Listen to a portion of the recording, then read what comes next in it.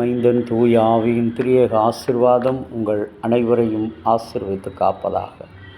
இறை இயேசுவுக்குள் பிரியமான அன்பு இறை மக்களே, இன்றைய நாளில் பரிசுத்த யோவானின் பாலைவன சத்தமாக சிந்தனை கண்டு தெரிந்து கொண்டிருக்கிற திருமுறை பகுதி உபாகமம் 21 அதிகாரம் 10வது வசனம்.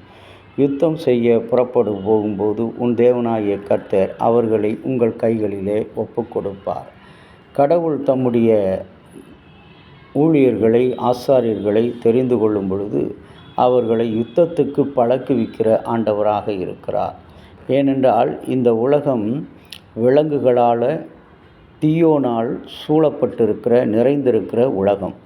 இதிலே அநேக எதிரிகளும், வன்முறையாளர்களும், வாக்குவாதக்காரர்களும், பிரிவினைக்காரர்களும், பேத வித்தியாசம் பார்க்கிறவர்களும் தான் அதிகம்.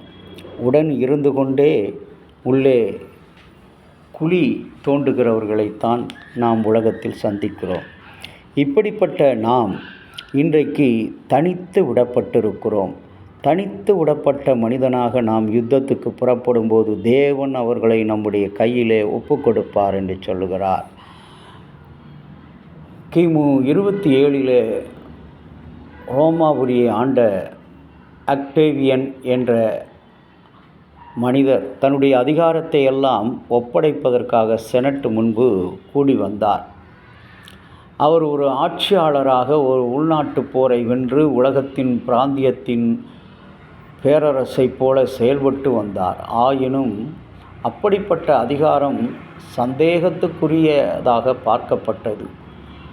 அவர் அறிந்திருந்தார். அதனால் அக்டேவியன் தனது அதிகாரங்களை செனட்டுக்கு முன்பாக ஒப்படைத்து நியமிக்கப்பட்ட ஒரு அதிகாரியாக செயல்பட பதவி ஏற்றுக்கொண்டார். அவர்களின் பதில் ரோமானிய செனட் ஆட்சியாளரை ஒரு குடியுரிமை கிரீடத்தில் முடிசூட்டி ரோமானிய மக்களின் சேவைக்காரர்களின் பெயரிட்டு கௌரவித்தது. இந்த அக்டேவியஸ் மகா பெரியவர் என்று பெயரும் வழங்கப்பட்டது.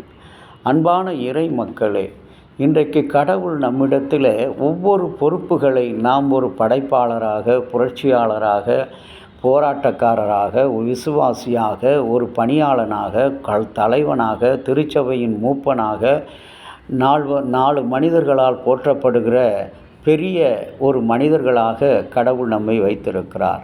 ஆனால் பெரிய மனிதர்கள் என்று அழைக்கப்படுகிற நம்மில் இருக்கிற சிறுதனமான எண்ணங்கள், கீழ்த்தரமான எண்ணங்கள், பிறரை வீழ்த்துகிற, பிறரை வாதிக்கிற, பிறருக்கு விரோதமாய் செயல்படுகிற மக்களாக காணப்படுகிறோம்.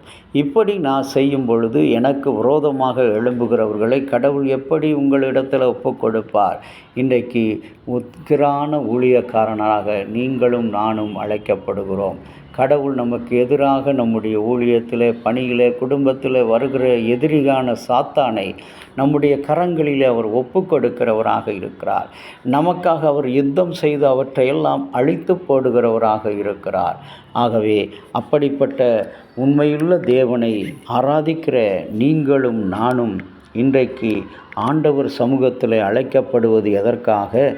நாம் அவரால் ஜெயம் கொள்ளுகிற மக்கள் என்று உலகம் அறியும் வண்ணமாக, நாம் ஆண்டவராகிய கர்த்தரால் ஜெயம் கொள்ளுகிறவர்கள் என்று அறியப்படும் வண்ணமாக.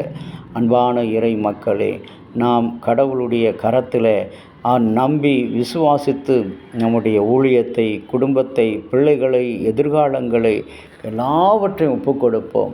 கர்த்தர் எல்லாவற்றுக்கும் ஜெயம் மாத்திரமே தருவார். தோல்வியை ஒருவேளை அவர் தருவார் என்று சொன்னால் அந்த தோல்வியில் உன்னை ஆயத்தப்படுத்த, விசுவாசத்தில் உறுதிப்படுத்த, நம்பிக்கையில் உன்னை நிலைத்து நிற்க கடவுள் அழைத்திருக்கிறார். ஜெபிக்கலாமா? நேசமுள்ள இயேசு சுவாமி, உம்மை நன்றியோடு துதிக்கிறோம். நாங்கள் உண்மையுள்ள உக்கிரானக்காரராக உம்மிடத்தில் பணிபுரிய எங்களுக்கு அருளையும், ஆற்றலையும், ஜெயத்தையும், கிருபையும், நன்மையும் பெற்றுக் கொடுக்கும்படியாய் இறைமகன் இயேசுவின் நாமத்தில் வேண்டிக் கொள்கிறோம். ஜீவனுள்ள நல்ல பிதாவே, ஆமேன். தந்தையாகிய கடவுளின் அன்பும், மைந்தராகிய இயேசுவினுடைய அருளும், பரிசுத்த ஆவியினுடைய நல்ல உறவும் அனைவரோடு கூட இருப்பதாக. ஆமேன்.